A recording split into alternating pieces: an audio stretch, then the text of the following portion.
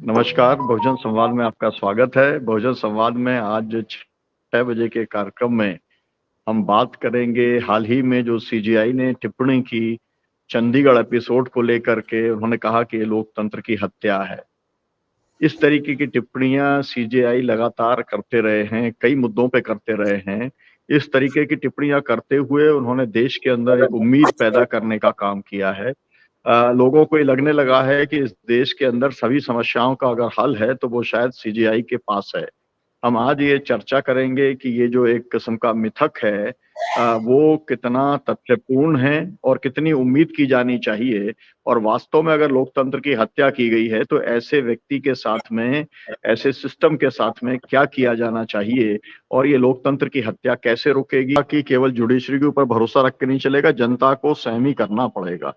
अब सवाल ये है कि जनता ही तो चुन रही है, जनता ही वोट डाल रही है, तो अब जो है, लेकिन अगर जनता ने चुन लिए पार्षद और उसके बाद में उसने मेजॉरिटी दे दी, जहां जिसके साथ 20 लोग हैं, तो गठबंधन के साथ में आम आदमी पार्टी के और जो है कांग्रेस के गठबंधन के 20 लोग हैं।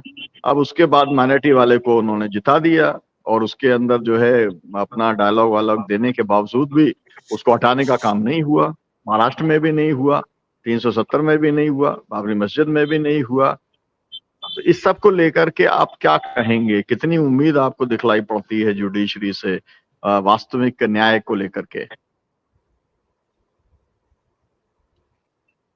देखिए डॉक्टर शेरवन साहब, दरअसल हमारी जो न्यायपालिका है इससे दोनों तरह के सिग्नल आते हैं। मतलब ये कि अभी पिछले दिनों बिल्किस बानो का भी मामला आया, उसके पहले हमारे सेतेलवाद जो हैं उनकी जमानत का मामला आया, और भी कई ऐसे फैसले सुप्रीम कोर्ट से आए जिसमें कि सरकार को फटकार सुनाई गई वगैरह। तो इसमें शक नहीं कि उस तरह के फैसले कम होते हैं। अभी चंडीगढ़ का मामला चूंकि आ गया है तो इसलिए हम लोग इस पर बहस कर रहे हैं, लेकिन आज का हमारा जो विषय है वो चंडीगढ़ तक सीमित तो है नहीं।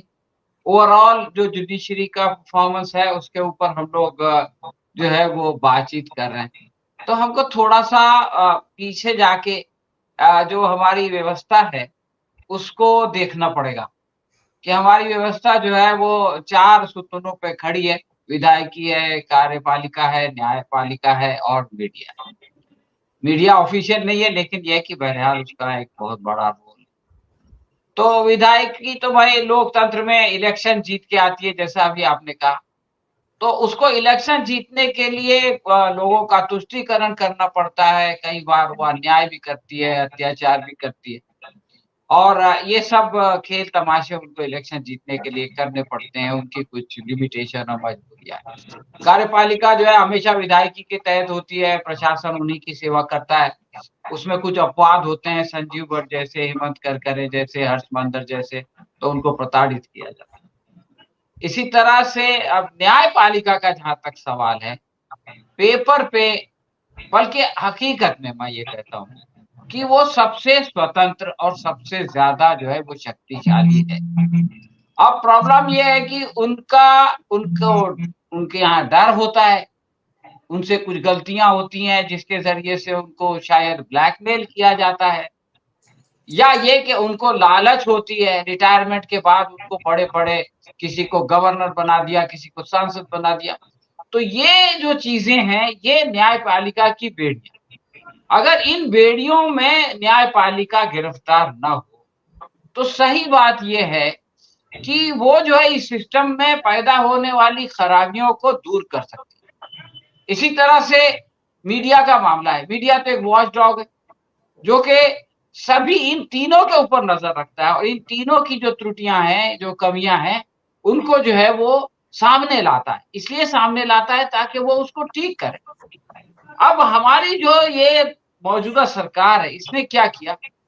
इसने सबसे पहले, प्रशासन तो इसके साथ था और रहेगा, कोई भी सरकार होगी, इसने सबसे पहले मीडिया पे हाथ डाला और मीडिया को पूरी तरह से गोदी मीडिया बना दिया। अब इसका दूसरा शिकार न्यायपालिका, कि ये चाहती है कि न्यायपालिका भी जो है वो गोदी मीडिया की तरह बिल्कुल इसके नियंत्रण में आ जाए।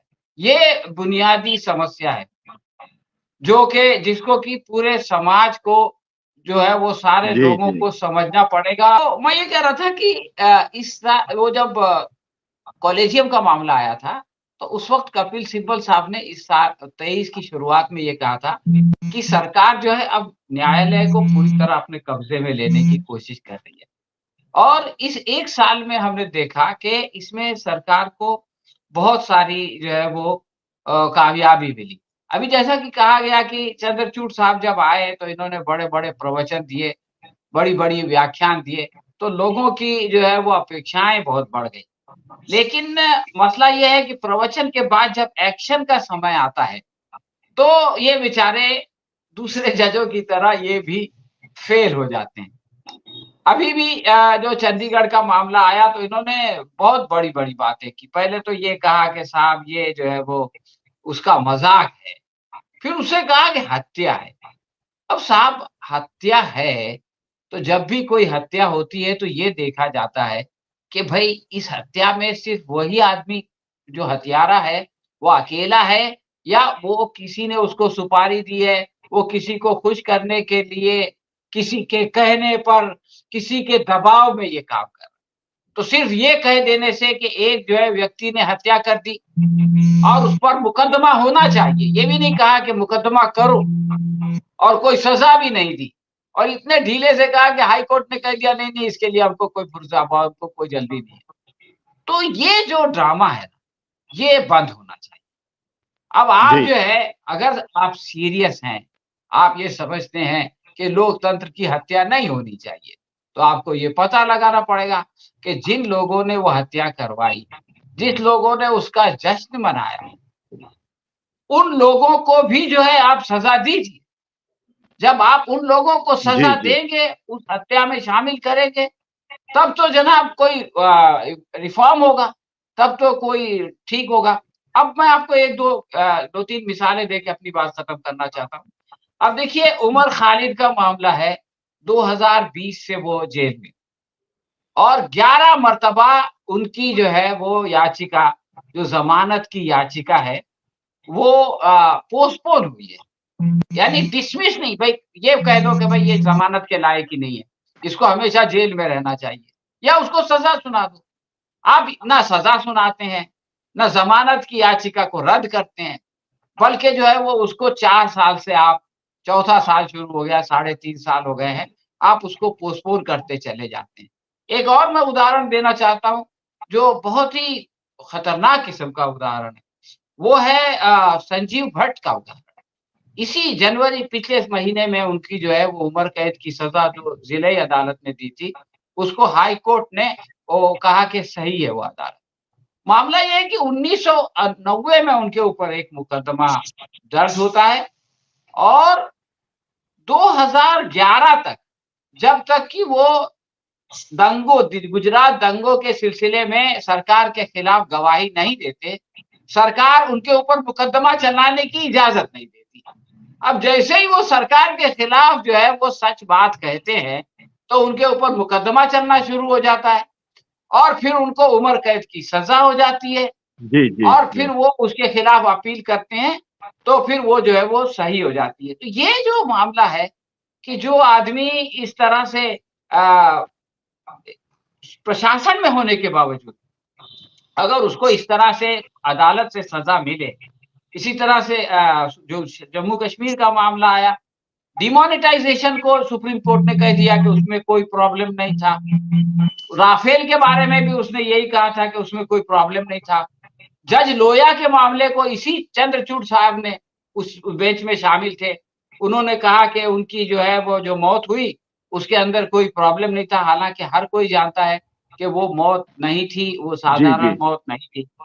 तो ये जो फैसले हो रहे हैं, इस पर जो दुष्यंत दवे कहते हैं कि भई 10 साल में, इन 10 सालों में हमारी न्यायपालिका जितनी कमज़ोर हुई है, उतनी कमज़ोर कभी नहीं थी। तो ये बिल्कुल सही लगती है उनकी बात और उनके एक जुमला कह के मैं अपनी बात ख़त्म करूँगा। जी। उन्होंने कहा कि हमारी न्यायपालिका को अगर हमारे फाउंडिंग फादर्स जिन्होंने कि ये भारत का कॉन्स्टिट्यूशन बनाया था देखेंगे तो ताज्जुब करेंगे। वो सोचेंगे कि क्या हमने देश को इस हालत के लिए संविधान दिया था? तो न्यायपालिका ने जो है वो हमारी ये हालत की है। शुक्रिया।